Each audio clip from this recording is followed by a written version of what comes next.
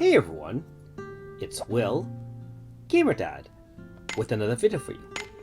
So in today's video, we're actually going to go from the first run through with the newest chapter of the Another Dungeon Mysterious Vortex. Now after each chapter, you can access this again, and they do unlock new chapters for you to kind of explore. Now if you haven't already, make sure you like and subscribe to my channel, I really appreciate it. I also do have a Patreon account for those who want to support me this way. So note that the levels aren't too difficult.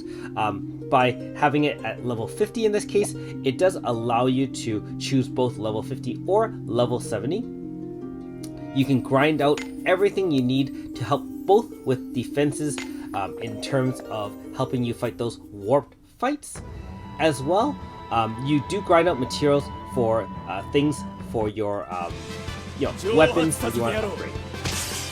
Now with most of these, if you've already done the chapter itself, you should be aware of the kind of enemies you'll be facing, and since most of them were either vulnerable or weak to fire, I decided to bring Garyu as my main DPS as opposed to my normal Flamelopus.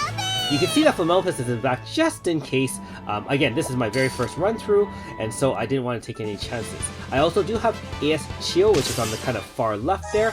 She can set magic though, but what she's really important for is to give mental focus to your units with her preemptive move, Harai Jewel.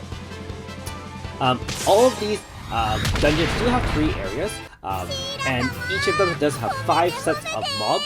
You also need to collect the sparkles, which there are 3 of them, and I think there are 2, 1, and 3 chests respectively for each of these areas. So you want to get as many of the items as you can. I would recommend killing everything because you're going to need as many of these materials as possible. Not only that, so the materials from the chests are to upgrade your defenses for those warped fights, whereas the sparkles are there to upgrade for your weapons, those new crafted weapons that you have. I haven't actually done them all yet, but I will be sure to do them when I get a chance to. In general, of course, when exploring for the first time, just make sure you cover everything. But in general, I would say the chests are usually at the edges or the ends of each of the hallways, and so that is fine. Now, if you do have access to Grasta, obviously that will help a lot for DPS, although they never make it so difficult that you can't manage without. That being said, you do have to have recommended 11, level 70 or better. I would recommend highly level 80s is even better than that. And so if you're not at that point in the game and you're still new to the game, you can always opt out of doing these dungeons, or you can use a green key or a red key and run to level 51 if you so choose, bearing in mind you'll get less sparkles, which are to collect for awards that are either like chance scripts. Eventually there are things like Luring Shadow and Guiding Light items, some Chronostones if you need to grind more, and so on and so forth. So make sure you kind of, there's usually a guide in each of the notices that tells you how many points you need to grind to get the max. So I don't have it offhand, but I think each of the previous chapters was kind of like in the 30,000 point mark. Can't be too sure about that, so double check if I am wrong. Other than that, having as many encounter plus either Grasta or badges is of a must here, because if you do that, you're not wasting as much time wandering around. Like, I got all 5 of my fights very, very quickly done, and so really the only thing I'm doing is looking for the chest, and once you start knowing where the chests are, like by doing it more than once, then you won't have to look again. So in this case, you can see there are 2 chests, and I had to get those as well. So I guess it might be a 2-2-2 kind of thing. Again, I don't need to use Harai Jewel here, because unlike the master level of the actual Apocrypha, this is only level 70, and so everything should be very straightforward as long as they're willing and able to kill everything. That's the main thing. Now, one unit that I would point out as very, very useful for fights like this, or dungeons like these in general, is to have Alter Tuva, which is on the far right, the Violet Lancer. She allows 0 MP cost for the first turn, which allows me to do everything I want and just kill everything off. There are other options now to kind of recover MP or to minimize the use of MP, but this is the tried and true method for myself.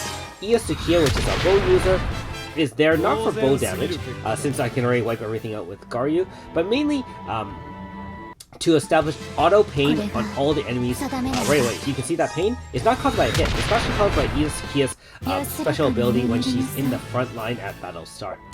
And so this is really a cheap team.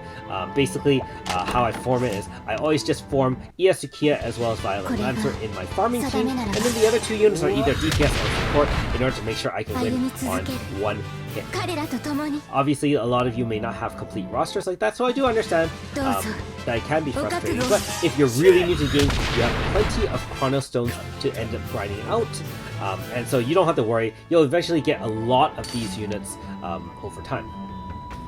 Bear in mind, of course, that I'm also essentially a 4-year-old account from the very day 1 of Global, and so I have had more years to not only grind out rewards, but also to collect daily Chrono Stones rewards and stuff like that. So don't feel bad if I have more than some of you newer players. Alright, so we just want to collect all the different chests, make sure we've explored everything, get those sparkles because again, they are for reward points, which everyone wants free rewards. And then we're just going to walk right through to the end. So all my fights are done. Due to the enhanced, encounters, you'll recognize this viewpoint, which is basically, outside the town. You should collect the daily chest. I believe there is a chance of a chant script, which should be 1 in 200, although I can't be sure of the odds. Other than that, all we have to do is blast through this. We're not going to take any chances. We're going to use the Parai Jewel to guarantee the damage, and note that it is resistant to my attacks here. It's neutral to wind at least here, so if we need the damage we can, but let's see if we can end it right now. Okay, so you can clearly see the boss does have enough effects that we aren't able to end it right now. In that case, let's just try to finish it very quickly here. So again, resistance to earth, resistant to fire, and I guess I will try to be... you know what? Let's just do... It shouldn't be that difficult. Let's just debuff here and try to win. Let's do more damage. So, okay. Not sure if that had a HP stopper or not. Okay, that was not very nice. Well, I suppose we should AF here just in case I have to win. I'm not even sure if I can win here, but we'll see. I shouldn't be caught off guard to be fair, so don't be like me and bring in a team like this. You might want to try something else that's not resistant. Possibly a wind physical team should be more than enough, as well as you have 1 DPS to clear out the mobs. Anyways, that's a little bit ugly, so I do apologize for that. That's part of the problem when you just go in blind and just fight the boss. So, there you have it. Okay, you do get 3 reward lines. You can have either 120 light or 120 shadow. I have enough here, so we get all 3 rewards. Don't forget, you can have the rare chance of treatises, codexes, which are exclusive to red keys, as well as opuses. No, sorry.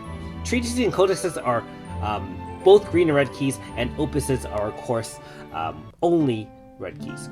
Note that you also can get Alma,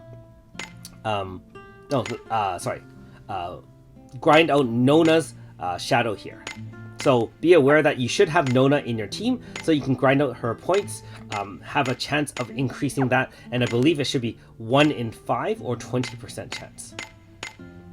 Anyways, let me know in the comments below if you're using a much more efficient team. I'll probably have to tailor this much better than just my normal one-shot click team. That was not very careful, and so I paid the price for that. Alright. Anyways, thanks for watching. We'll see you next time.